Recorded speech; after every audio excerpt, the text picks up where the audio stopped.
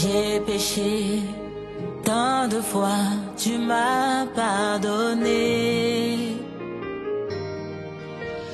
Tant de fois je suis tombé, tant de fois tu m'as relevé. Le mal m'envahissait, je ne me reconnaissais plus. Oh, je me mentais à moi-même, me pensant plus forte que le péché.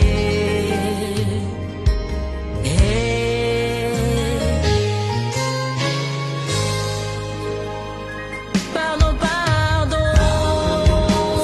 Dans la présence de Dieu. Est-ce qu'on peut applaudir encore pour Jésus-Christ?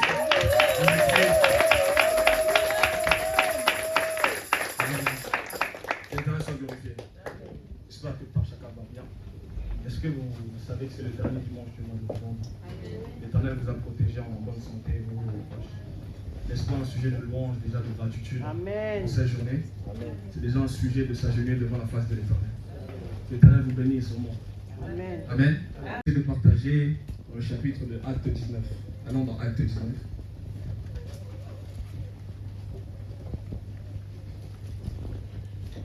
Acte 19 à partir du verset 13 jusqu'au verset 18, jusqu'au verset 17.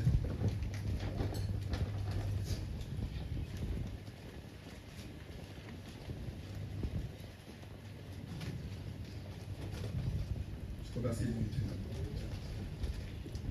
Amen. Est-ce que vous y êtes?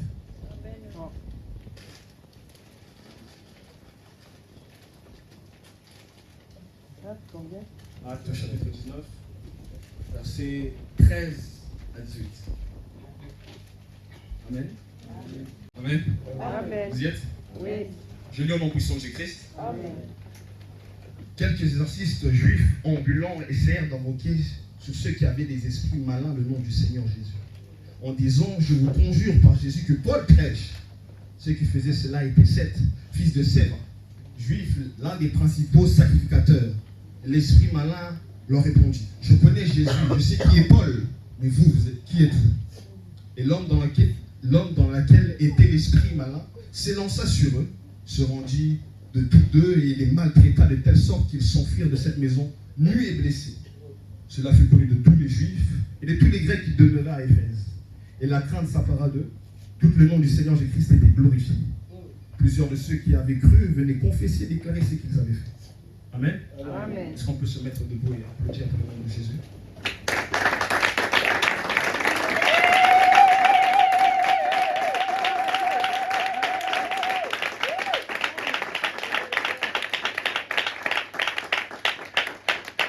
Amen.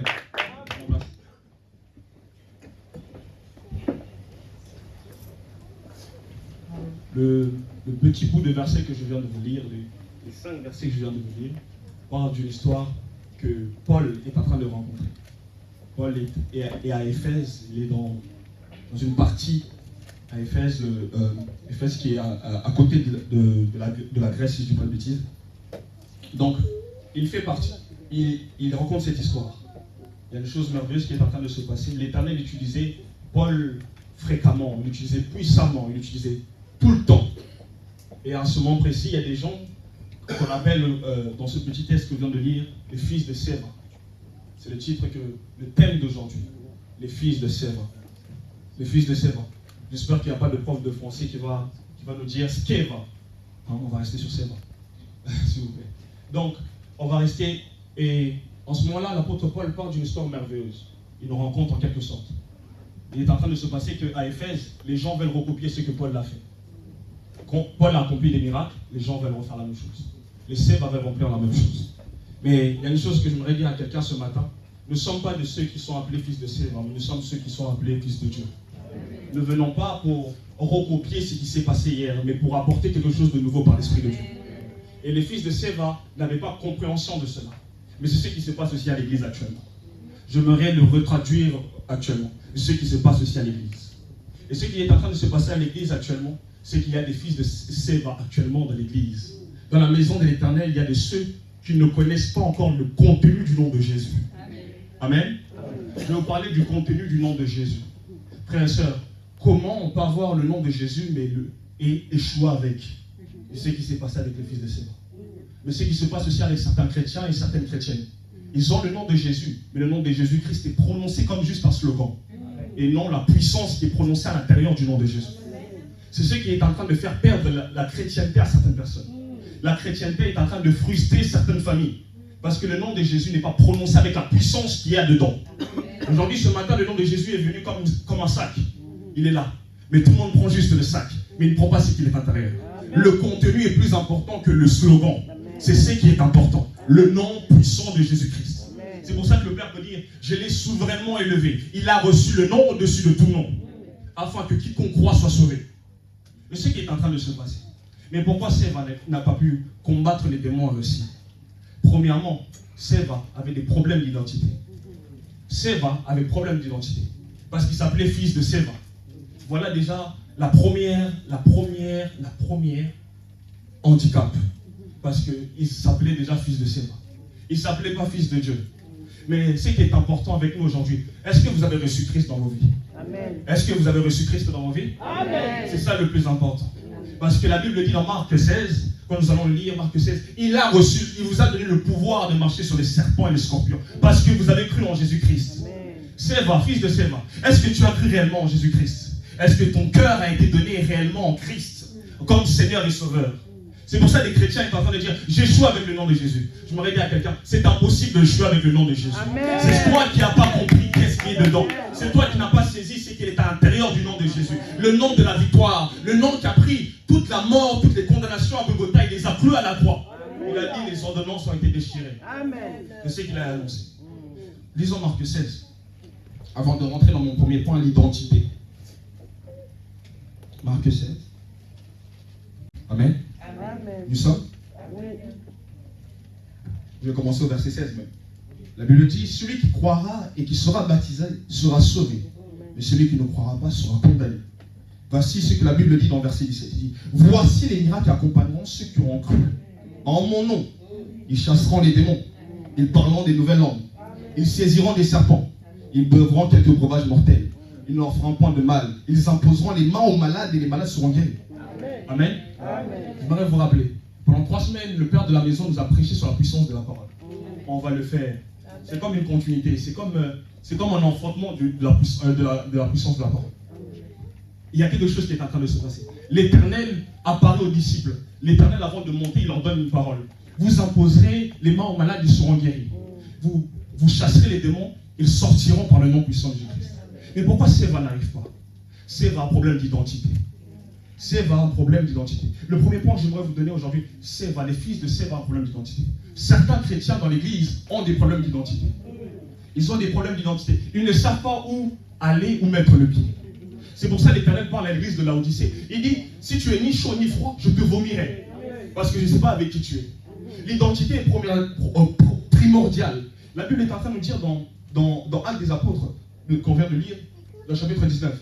L'Esprit dit, je connais Paul, je connais Jésus, mais vous, je ne vous connais pas. Vous voyez, le monde spirituel est un monde d'identité. C'est pour ça que le fou de Gadara peut voir Jésus, il dit, qu'y a-t-il entre nous, fils de l'homme? Parce qu'il savait qui était en face de lui. C'est de même, tous les jours que nous affrontons des esprits. Ils veulent savoir qui êtes-vous. C'est pour ça que les démons peuvent prendre fuite quand vous êtes là. C'est pour ça que les gens sont mal à l'aise. Parce que l'esprit à l'intérieur est en train de parler. Il est en train de dire, il est d'un feu étranger. Aujourd'hui, je me dire à quelqu'un, oui, ton feu étranger peut déranger quelqu'un. Oui, si tu es fils de Séva, le feu qui est là te dérangera. Amen. Amen. L'identité est importante. L'identité est importante. J'aimerais vous rappeler que l'identité est très importante. Si tu es enfant de Dieu, reste enfant de Dieu, s'il te plaît. J'aime ce que dit l'apôtre Paul. Si nous vivons avec l'esprit, marchons par l'esprit alors. Parce que si vous laissez l'esprit, l'identité que vous avez gardée à la maison, que vous avez cachée, quand vous sortirez, elle sera perdue. Amen. Mais j'aimerais dire à quelqu'un ce matin, l'identité est plus forte que la réputation. Amen. L'identité enlève la réputation. Suivez-moi très bien. Nous sommes dans Genèse 38. Allons dans Genèse 38.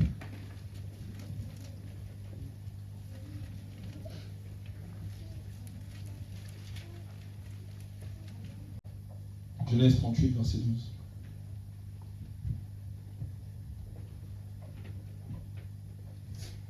Genèse 38, verset 12. Jusqu'au verset 20. Verset 20. Bien des jours passèrent et la fille de Shua, qui était la femme de Juda, mourut. Une fois consolé, Juda monta à Timna vers ceux qui tondaient ses brebis. Il y monta avec son ami Hira et l'Adulamite. On annonça à Tamar, ton beau-père monte à Timna pour tondre ses brebis. Alors elle retira ses habits de veuve, se couvrit d'un voile dont elle s'enveloppa. Elle s'assit à l'entrée de Énaïm sur le chemin de Timna. Elle voyait bien, en effet, que Sheila était devenu grand et qu'elle ne lui était pas donnée en mariage. Juda la vit et la prit pour une prostituée parce qu'elle avait couvert son visage. Il l'aborda sur le chemin et dit, « Laisse-moi avoir des relations avec toi. » Il ignorait en effet que c'était sa belle-fille. Elle dit, « Que me donneras-tu pour cela ?» Il répondit, « Je t'enverrai un chevreau de mon troupeau. » Elle dit, « Donne-moi un gage jusqu'à ce que tu l'envoies. » Il répondit, « Quel gage te donnerai-je » Elle dit, « Ton seau, ton cordon et le bâton que tu tiens. » Il les lui donna. Puis il s'unit à elle et elle tomba enceinte de lui. Elle se leva et s'en alla. Elle retira son voile et remit ses habits de veuve. Juda envoya le chevreau par l'intermédiaire de son ami Adulamite pour reprendre le gage à la femme. Mais celui-ci ne la trouva pas. Amen. Amen. Là, vous êtes en train de vous dire, mais qu'est-ce qu'il y a à voir avec Actes des Apôtres 19 ?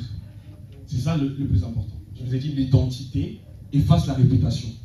Il est en train de se passer quelque chose. Judas s'est écarté de ses frères, de son père Jacob. Il est allé un peu plus loin vers Canaan. Il est allé plus loin pour mener sa vie. Mais la Bible dit une chose.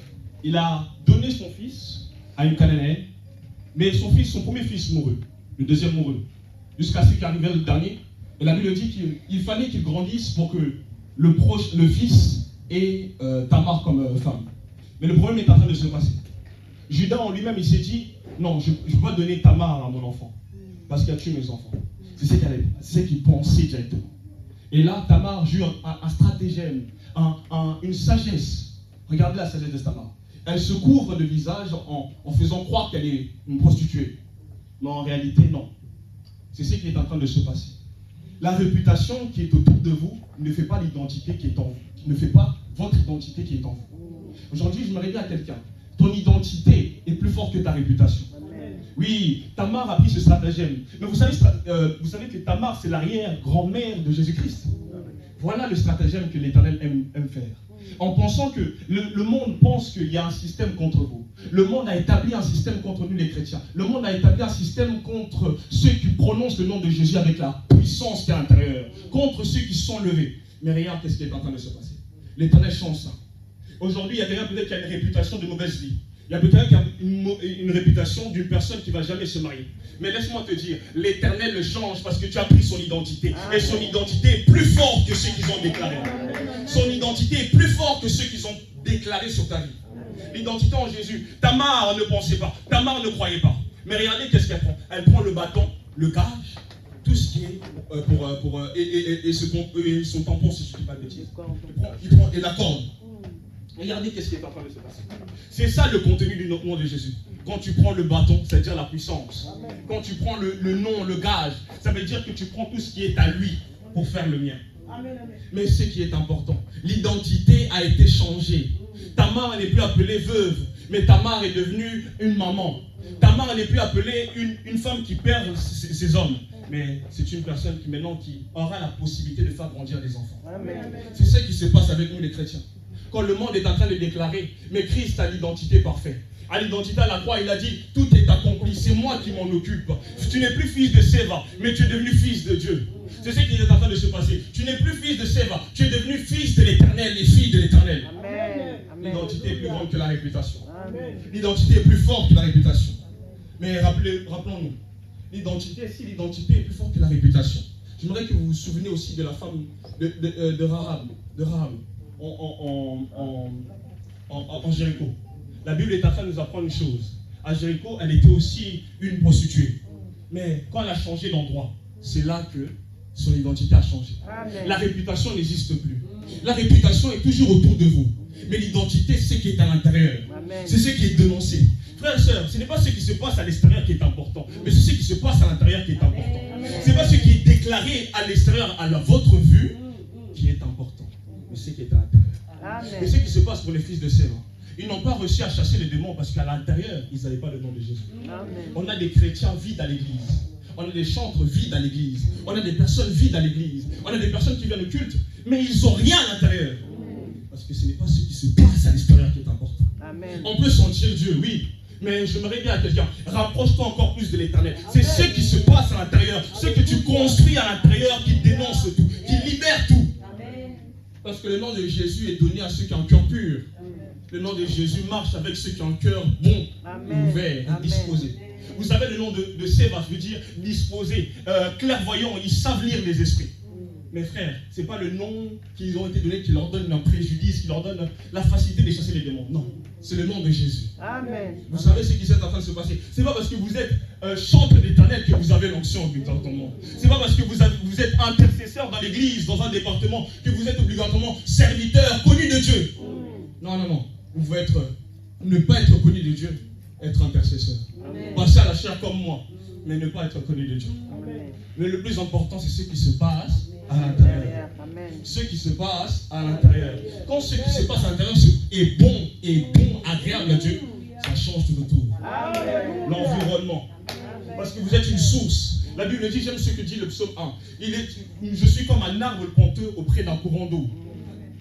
Ces fleurs ne tarissent jamais. Amen. Amen. Amen. La réputation change. La réputation vous éloigne. Mais j'aime aussi, rappelez-vous aussi, la Bible m'a dit quelque chose dans 2 Rois. La Bible me dit une chose. Élisée prophétise et dit qu'en ce jour-là, on aura de la nourriture en abondance. Mais il y a une chose qui est en train de se passer. Les Syriens sont partis. Les Syriens étaient en train d'encercler Samarie à cette époque-là. Les Syriens étaient en train d'étouffer les enfants d'Israël. Mais il est en train de se passer une chose. Frères et sœurs, la prophétie est donnée. Le soldat du roi est mort. Mais il y a une chose qui est en train de se passer. Il y a des lépreux qui savent ce qui est en train de se passer. Ils savent que le camp des Syriens est vide. Frères et sœurs, nous sommes aussi des lépreux. Nous savons si nous allons vers la Samarie, nous allons se faire lapider. Nous savons si nous allons vers le camp des Syriens, nous allons mourir. Mais à la grande surprise, l'Éternel a préparé des choses pour nous. Amen. À la grande surprise, l'Éternel a prévu des choses pour nous. C'est ce qui se passe pour nous aussi. À la grande surprise, quand le monde est en train de dire notre système est en train de nous lapider, mais le système de l'Éternel est en train de nous sauver. Amen. Le système de l'Éternel est en train de dire parce que tu as reçu Jésus-Christ, moi je t'ai sauvé des lapidations de ce monde. Parce que tu as reçu Christ comme roi et Seigneur et Sauveur. Moi je suis en train de changer ta réputation. Leur réputation était simple, étaient des lépreux, des personnes impures. Mais ce n'est pas ce qui se passe à l'extérieur qui est important, mais ce qui se passe à l'intérieur. Ce n'est pas ce qui se passe à l'extérieur qui est important, mais à l'intérieur. À l'intérieur, les lépreux, l'Éternel a dit, je guérirai les lépreux. N'est-ce pas ce qu'il est en train de dire dans Marc 16? Vous poserez les mains sur les malades, ils seront guéris. C'est ce qui est en train de se passer aussi. L'Éternel agit selon sa volonté. Amen. Amen. Je voudrais vous donner le deuxième point. Les fils de Séva essayaient le nom de Jésus. Amen. Ils n'accomplissaient pas la parole. La parole que nous venons de lire dans Marc 16. La parole était de chasser les démons. La parole était d'enlever les démons, de guérir les malades. Mais ce qui se passe aussi à l'église. À l'église, au milieu de nous, il y a des personnes qui viennent avec pour terme, pour la tendance. Parce que le nom de Jésus est venu tendance. Laissez-moi vous rappeler, frères et sœurs. Le nom de Jésus n'est pas un habit qu'on peut enlever et retirer. On peut dire, c'est, comme on dit en lingala, Nzuluki. Non. Le nom de Jésus reste en actualité tous les jours. Amen. Le nom de Jésus, malgré que toutes les choses se passent, il demeure, quoi qu'il arrive, le roi des rois. Amen. C'est pour ça que les fils de Séva n'ont pas compris. Ils essayaient le nom de Jésus.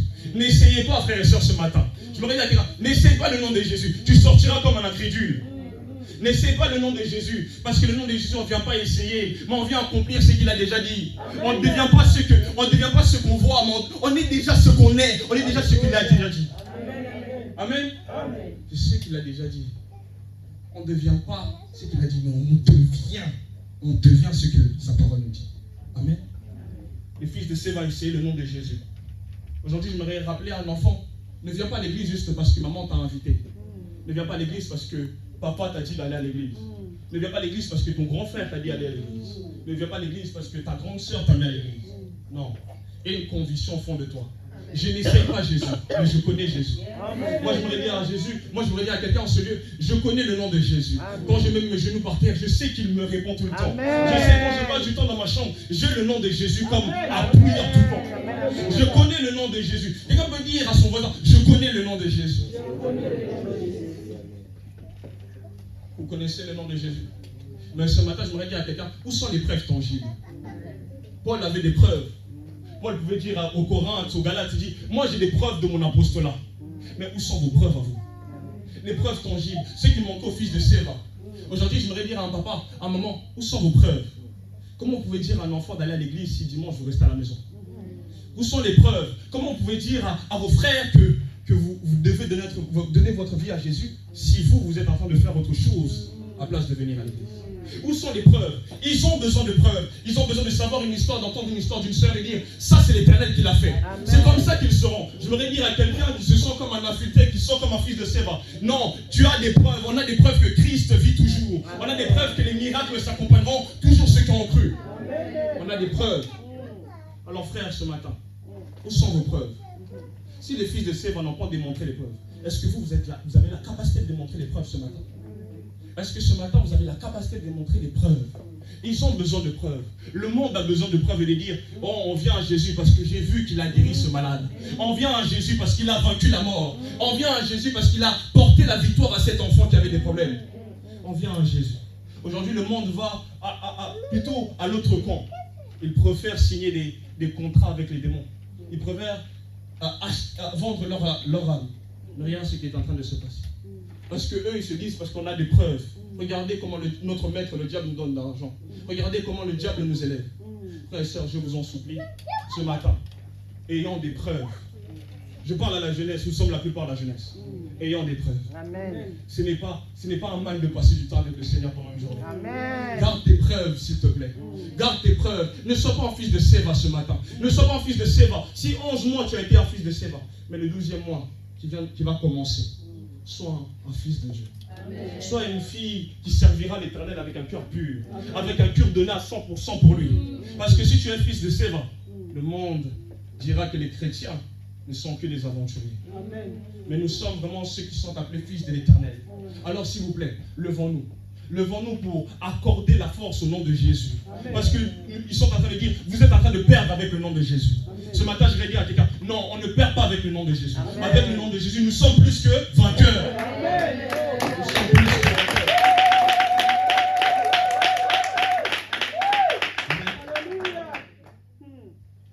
Et les fils un petit sous-point, les fils de Séva, ce sont des personnes qui viennent pour former leur propre tour de Babel.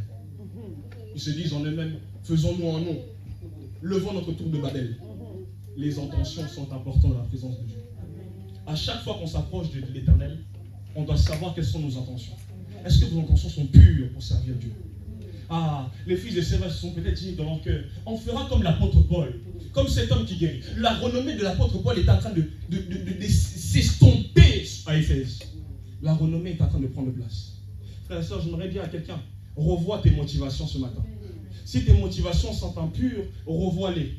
Parce que les intentions des fils de Séva les amènent à être frappés par des démons à main nue.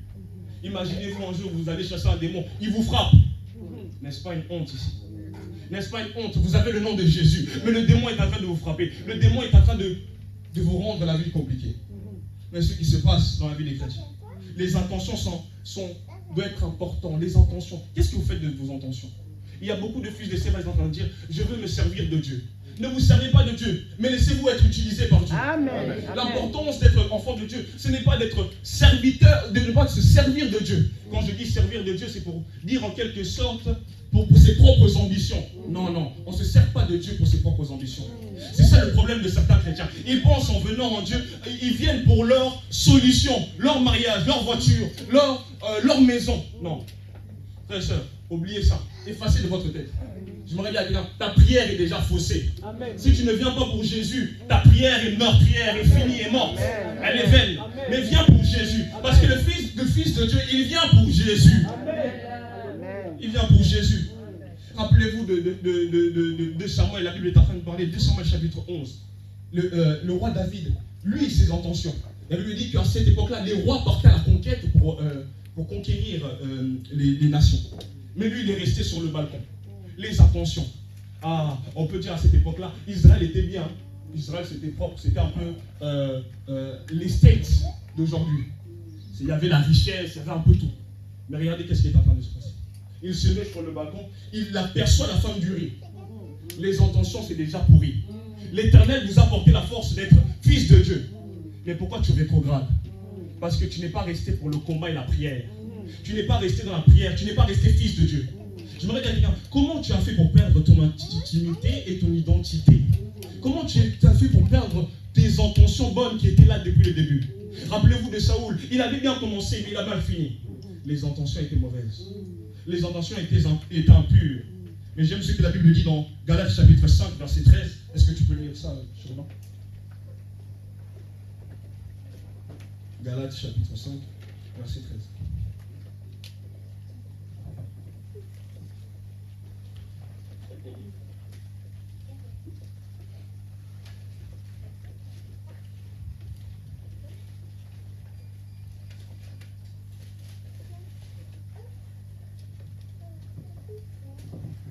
Est-ce que vous y êtes? Amen. Galates chapitre 5, verset 13.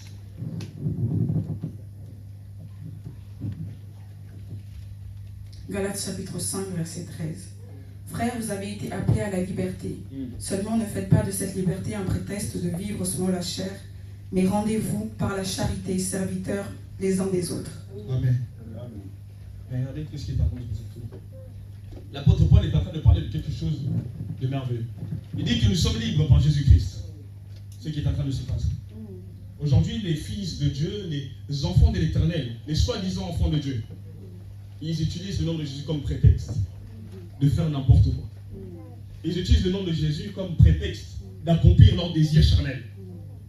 Mais ça nous tue, frères et sœurs. Ça tue l'image de l'Église. À place de construire l'Église, à place de construire ce que l'Éternel a mis en nous, nous sommes en train de détruire à l'intérieur. Comment on peut donner le sel si le sel est en train de se détruire lui-même à l'intérieur? Comment on peut donner la lumière à l'extérieur si la lumière à l'intérieur est en train de prendre feu, en train de se détruire lui-même? Ce qui se passe, il y a des personnes qui utilisent le nom de Jésus à tort et à travers. Parce que je suis serviteur, je peux faire ça. Non, non. Non. La Bible dit c'est par la liberté que Christ nous a affranchis. C'est pour la liberté. Nous sommes libres. Christ vous a affranchis. Mais ce n'est pas pour prétexte que vous pouvez vous permettre de certaines choses. Restez dans un cadre. Ce qui manquait à David. Reste dans ton cadre. Reste dans ton intimité. Ne te détourne pas. Regarde pas tes yeux ailleurs. S'il te plaît. Ne regardez pas n'amenez pas vos yeux ailleurs. N'amenez pas vos yeux ailleurs. Ça vous tuera. Si les yeux sont à être déconcentrés quelques minutes, quelques instants, le diable prend soin de vous tuer comme il faut. Aujourd'hui, je me dis à quelqu'un, prends soin de regarder toujours à l'Éternel. Si tu viens pour les mauvaises intentions, enlève ça de ton esprit. L'Éternel te donnera ce qu'il faut parce que c'est lui qui a tout. Amen. C'est lui qui est tout. Il est tout en lui-même. Il est tout. Ce n'est pas le résultat qu'on cherche, mais c'est le Dieu qui donne le résultat. Amen. Amen. Amen. Troisième partie que j'aimerais vous donner. Les fils de Séva sont ce genre de chrétiens qui viennent pour le résultat.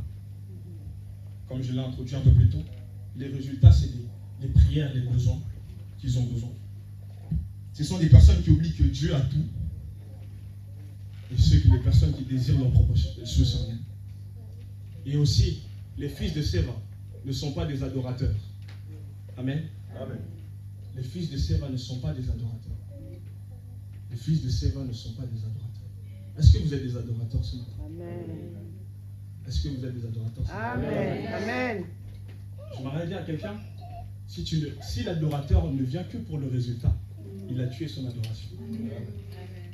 L'adorateur ne vient pas pour le résultat. Amen. Il vient pour le Dieu qu'il adore. Amen. Pour qui il est.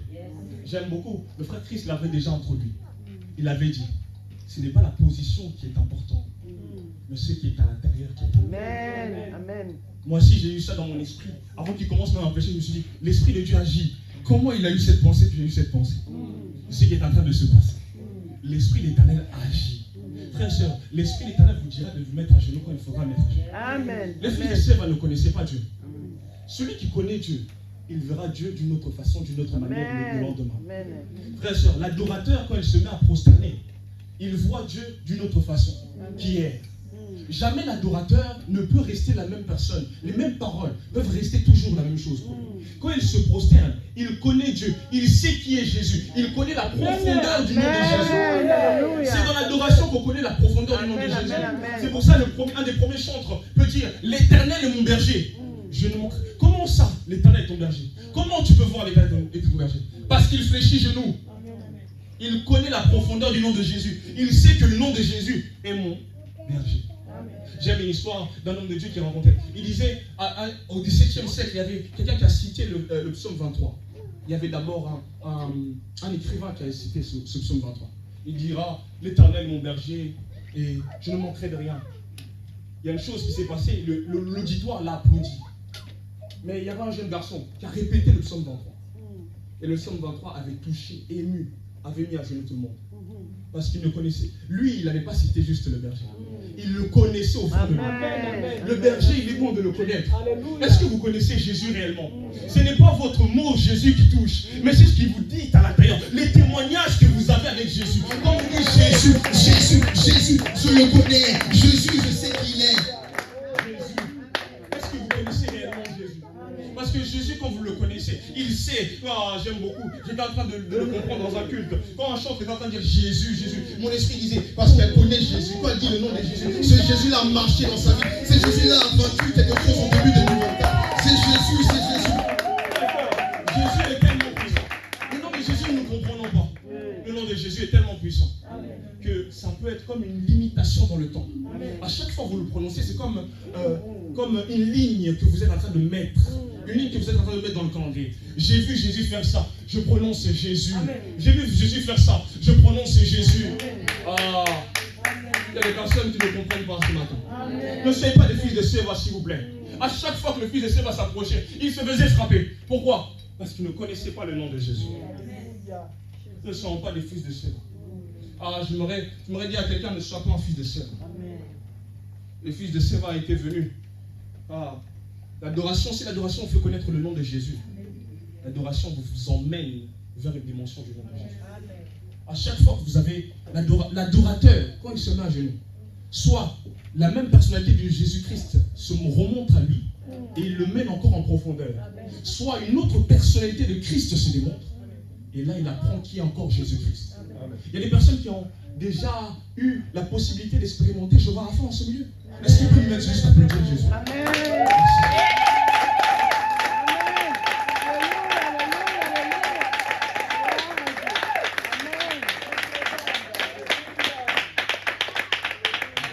Je vais mettre un sous-point dans ce troisième point. Les fils de Séva sont des suiveurs. Aujourd'hui, je me regarde à quelqu'un. Je vais proclamer, là, je vais commencer à déclarer. On va aussi déclarer quand on va continuer la prière. S'il vous plaît, ne soyez pas des suiveurs. C'est pas parce que le modérateur a dit mettez-vous à genoux, on va commencer à donner. Non, non, non. Je ne veux pas que notre église soit comme ça.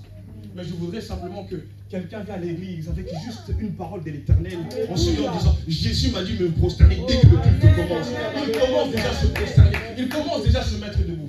L'adorateur ne prend pas plaisir à écouter ce que te tourne. Mais l'adorateur, il sait, il connaît son identité. Il sait qui il est. L'adorateur sait qui il est. Et quand l'adorateur se met à marcher, soyez authentiques. Je prie dans le nom de Jésus que nous aurons des sœurs et frères et qui ont de l'authenticité quand ils adorent. Des authenticités. Ils connaissent l'authentique, la certification du nom de Jésus. Je prie dans le nom de Jésus en ce lieu qu'il y a des sœurs qui commencent à s'élever. 15 ans, 20 ans. Oui, que vous connaissez l'identité du nom de Jésus. Que l'identité, la certification du nom de Jésus-Christ commence à se certifier dans vos cœurs. Mais le nom de Jésus-Christ est accompagné par quelque chose de merveilleux, la foi. L'adorateur n'est pas un homme qui est sans foi. Rappelez-vous d'Abraham. Il y a 3 personnes qui arrivent. Abraham n'a jamais vu Dieu. Mais comment il peut reconnaître qu'il y a 3 personnes et au milieu d'eux, il y a Dieu?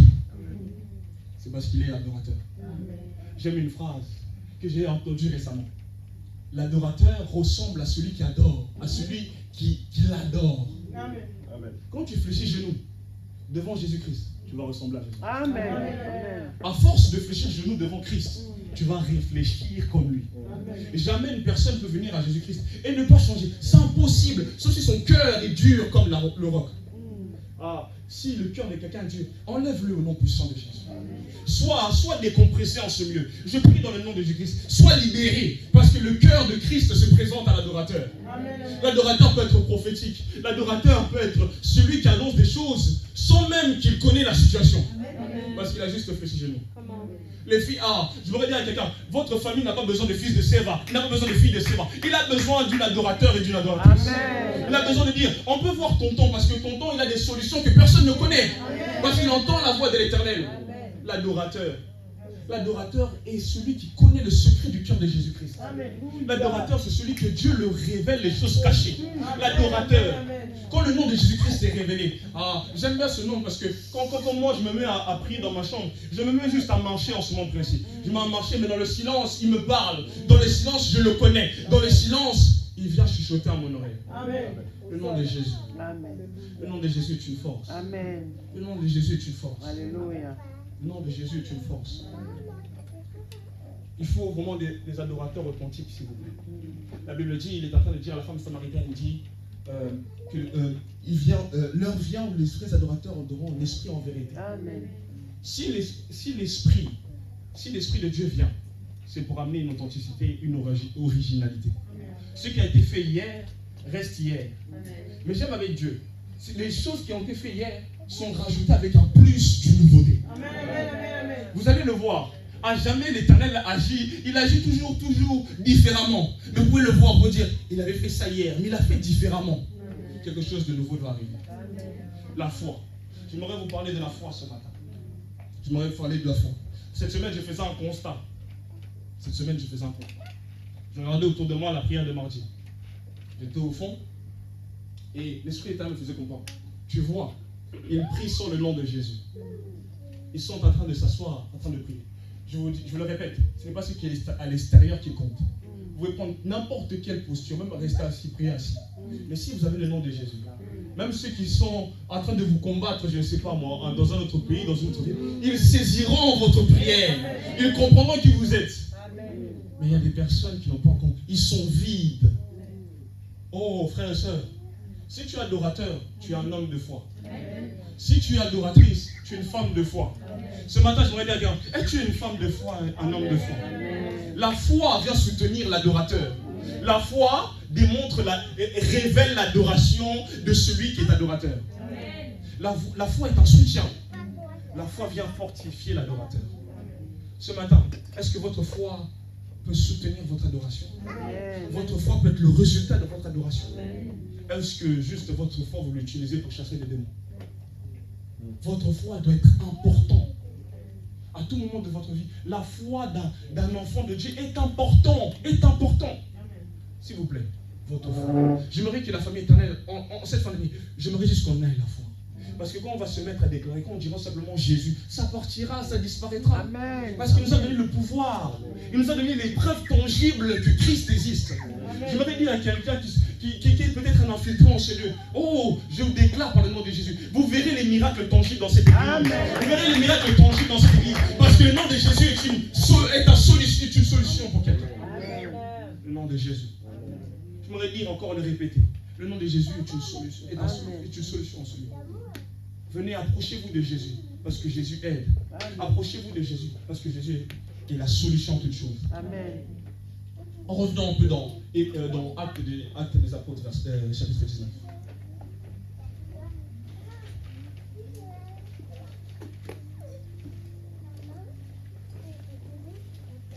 Actes des Apôtres, chapitre 19, là, on prendra un peu le verset 1.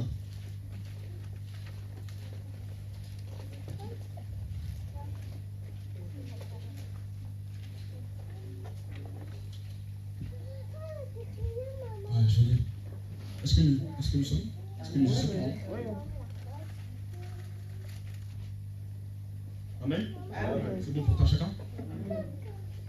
dit pendant qu'Apollos était à Corinthe, Paul, après avoir parcouru les hautes provinces de l'Asie, arriva à Éphèse. Ayant rencontré quelques disciples, leur dit: avez-vous reçu le Saint-Esprit quand vous avez cru? Ils lui répondirent: non, nous n'avons même pas entendu dire qu'il y a un esprit. Il dit: de quel baptême avez-vous donc été baptisé? Ils répondirent: du baptême de Jean. Alors Paul dit: Jean a baptisé du baptême de repentance, disant au peuple de croire que celui qui venait après lui, c'est-à-dire en Jésus, sur ces paroles furent baptisés au nom du Seigneur Jésus. Mais regardez le verset 6. L'épreuve tangible. Lorsque Paul leur a imposé les mains, le Saint-Esprit vint sur eux. Ils parlaient en langue et prophétisaient. Et ils étaient en tout environ 12 hommes. Amen. Amen. Regardez qu'est-ce qui est en train de se passer. Dès le début du chapitre 19, Paul avait les clés. Amen. Les clés, c'était l'Esprit Saint. Amen. J'aimerais dire à un fils de Séba: où es-tu quand l'Esprit de Dieu descend dans l'église? Où es-tu quand l'Esprit de Dieu vient annoncer quelque chose de nouveau à l'église? Quand l'Esprit de Dieu est en train de saisir, quand l'Esprit de Dieu est en train de se manifester. Mais où es-tu? Où es-tu? Pourquoi tu t'es arrêté d'être fils de Dieu? Pourquoi tu as éteint la radio du Saint-Esprit? Il y a des gens en ce lieu, il y a des fils de Séva. Quand l'Esprit est en train d'en parler, il dit: tais-toi un peu, je m'en entends ma chérie. N'éteignez jamais l'Esprit. Parce que l'Esprit a besoin de partager la pensée de Dieu avec vous. Amen. Aujourd'hui, dans mon prière, je crois que l'Esprit de Dieu est en train d'agir. Parce que je l'ai dit, l'Éternel vous parlera comme des pensées au moment où je suis en train de vous parler. L'Éternel agira comme dans vos pensées. Mais c'est l'Esprit de Dieu. S'il vous plaît, n'éteignez pas l'Esprit. Parce que Paul leur a donné les clés dès le départ. Il arrive à Éphèse. Il dit: est-ce que vous avez reçu le baptême de l'Esprit? Il leur dit: c'est bien d'avoir le baptême de Jean. Mais le baptême de l'Esprit vous révèle qui est la révélation de l'Esprit de Dieu, de la personne de Jésus-Christ. C'est ça le logo, c'est le réma. Quand vous avez la parole, il faut rajouter le réma. Quand vous avez la parole, il faut rajouter la révélation. Quand vous avez le nom de Jésus, il faut rajouter la révélation que l'Esprit vous apprend de vous. C'est pour ça que ça tue certains chrétiens. Certains chrétiens marchent avec le slogan Jésus. J'ai Jésus, j'ai Jésus. Il peut dire au nom puissant de Jésus quand il voit quelqu'un. Mais on peut entendre plusieurs témoignages. Oh, je me suis fait étrangler, mais j'ai cité le nom de Jésus. Non. Parce que vous n'avez pas le contenu qui est parfait. Amen. Le contenu se révèle par l'esprit, la puissance de l'Esprit de Dieu. Par la puissance de l'Esprit de Dieu. Ce matin, ce que nous désirons. J'aimerais que quelqu'un se dise en lui-même, qui commence déjà à se dire en lui-même: j'aimerais rétablir ma relation avec l'Esprit. Parce que quand l'Esprit rétablit, l'Esprit vient faire une chose: glorifier le nom de Jésus. Amen. L'Esprit ne vient jamais parler d'une autre personne. Non, l'Esprit parle du nom de Jésus. Et quand l'Esprit se met à parler, il te parlera d'autres personnes. Il te dira: Jésus a besoin d'eux. Jésus a besoin de ces personnes-là. Ce matin, j'aimerais dire à quelqu'un: le Saint-Esprit est en train de te présenter des personnes avec qui tu dois parler. J'aimerais dire à quelqu'un: ce matin, l'Éternel te montre des personnes avec qui tu dois évangéliser. Il est important, frère et soeur. Amen. Amen. Il est important. Les fils de Séva n'avaient pas de témoignage pour fonder leur foi, fonder l'amour du Saint-Esprit. Mais ce matin, nous avons des témoignages. Ce matin, je voudrais qu'on se mette debout. Est-ce qu'on peut applaudir encore? Est-ce que nous pouvons applaudir pour l'Esprit de Dieu?